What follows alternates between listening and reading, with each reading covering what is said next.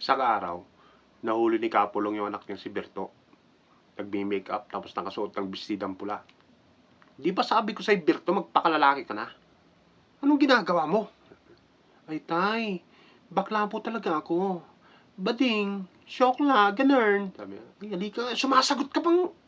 Kinaladkad niya ngayon nung si Berto palabas ng bahay. Tapos nilagay niya sa malaking sako. Pagkalagay niya sa sako, sinabit niya sa malaking puno.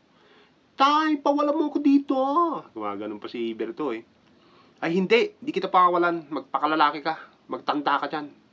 Pagkalalaki ka na at saka kita pakawalan. Sabi ni Kapulong.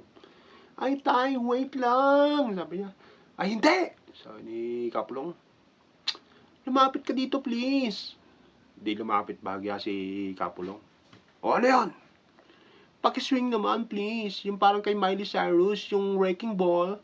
Thank you.